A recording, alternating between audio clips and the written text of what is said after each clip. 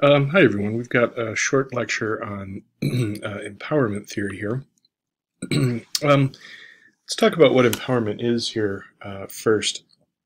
At some sort of basic fundamental level, empowerment is really about restoring power to groups who have had power taken away.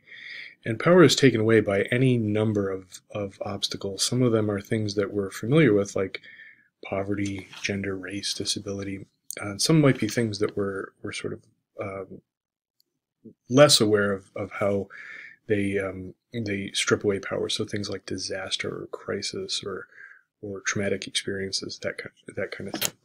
So as sort of a clinical theory, sort of a clinical way of seeing the world, empowerment lets clinicians both investigate the meaning of obstacles and challenge the presence of these obstacles in the client's life.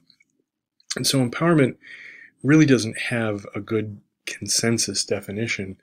It can be thought of as removing blocks imposed on a person's identity by external society. It can be thought of giving power or authority to. It can be thought of gaining power, developing power, facilitating power, seizing, enabling, that kind of thing.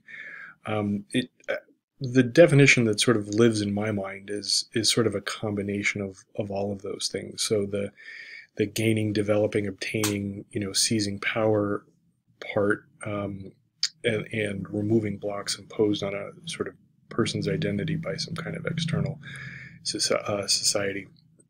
What really is agreed on, though, from the different theorists who have written about empowerment is that empowerment as a process really resides in the consumer, the client, and not necessarily the helper. And it requires both initiation and sustaining efforts from the client. The helper, the social worker, the clinician probably exists to support, maybe advise, encourage. Um, um, the social worker does all of those things for the clinician, but really the person who is empowered is the client or consumer themselves. So the book talks about these interlocking dimensions of empowerment, and this is again really empowerment as sort of a clinical theory. So so one of the dimensions is to develop a more positive and potent sense of self. Second dimension is to construct knowledge and capacity for more thorough sort of socio-political realities of one's life. We can really think of those as sort of macro forces. And the third sort of interlocking dimension is a cultivation of resources and strategies to facilitate liberation from these blocks. So there's really things that are happening both at the micro level and at the macro level in empowerment as sort of a clinical theory. It's that sense of self-efficacy. It's that sense of being able to identify and articulate and be critical of the structures that are sort of oppressive. And then it's cultivating resources, skills, strategies, and so on to sort of undo those oppressive structures. So the modern theorists are Barbara Bryant, Solomon William Schwartz, Paulo Freire, among many others. But there are roots in Jane Addams, Bertha Capon Reynolds, African American women's clubs. These were so these historical figures were sort of doing empowerment work without necessarily calling it empowerment work, and it was really Barbara Solomon and William Schwartz who started to articulate sort of the process and the nature of empowerment and things like that. But they were sort of very much inspired and identified empowerment as existing in sort of the historical roots of social work. So let's talk about some basic assumptions. The first is that oppression is enabled by social structures, by governments, by the way society is organized. So then the second assumption is that oppression has a significant deleterious effects at sort of all three levels at which social workers think and work. So, for example, a negative effect at the micro level is hopelessness, and hopelessness leads to despair, apathy, and rage. And then ultimately, this is over time, several years, oppression results in the oppressed individual thinking about him or herself in the same way that the oppressor does, and that's sort of the highest level of oppression when oppressed populations think about themselves from the same way that the oppressor does, and in the same way that the oppressor does.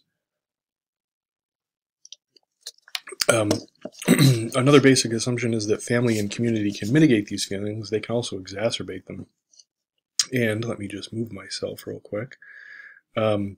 People are, the last sort of basic assumption that we're talking about is that people are capable of solving sort of their immediate problems and working in the long term to sort of dismantle these oppressive structures. Just move myself back up here. So the role of the worker really is to promote reflection, thinking, problem solving in those, especially in the context of those person and environment transactions, because it's the environment that's really doing the oppressing, or the environment is doing the work of the oppressor and sort of facilitating the oppression. So it's important for workers to communicate empathy and reinforce client strengths and supports and things like that. And the worker must also be real and genuine, who has sort of awareness of one's own experiences as an oppressor and as an oppressed person.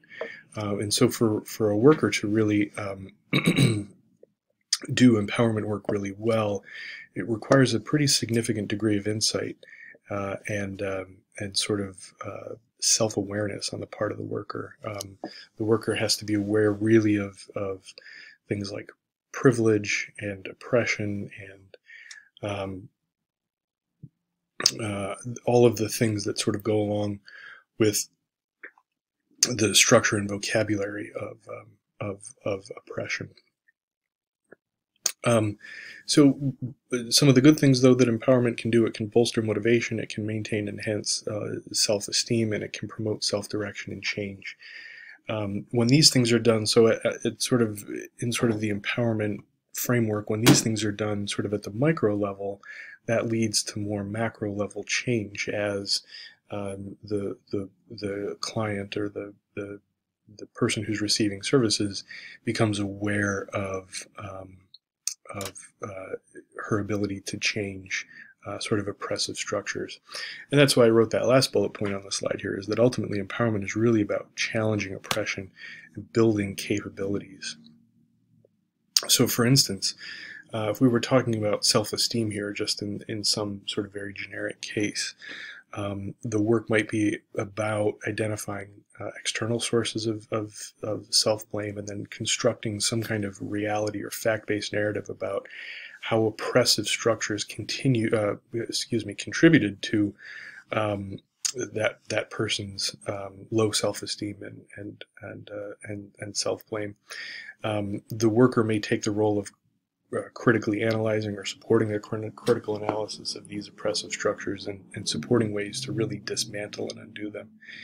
And then the worker might also be validating ways of thinking about actions to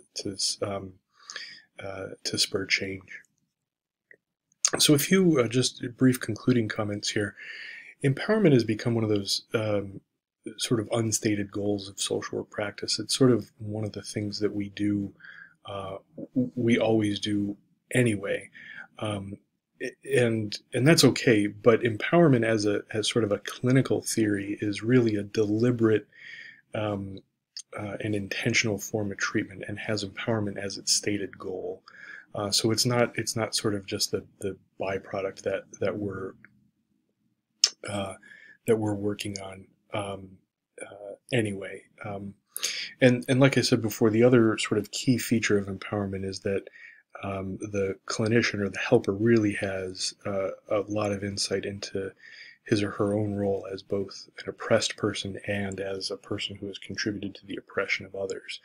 So to be a good empowerment practitioner requires an awful lot of sort of self-reflection and insight in reading and things like that.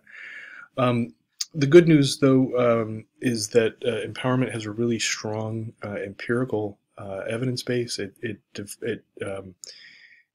really developed from the work that William Schwartz and Barbara Solomon did qualitatively. So it was sort of a ground up instead of a top down approach, and that really stems from the work that Jane Addams, Bertha Capon Reynolds, and so on, so forth, were doing. African American women's empowerment groups. It stems from sort of the work that they were doing already, and so that's where we'll leave this. It's also a So one last thing, it's a multidisciplinary approach as well, and so it fits well with the work that other professions are doing. Empowerment theory is also one of the things that sort of fits nicely with other sort of treatment modalities as well. So I will end it there, and as always, thank you for watching.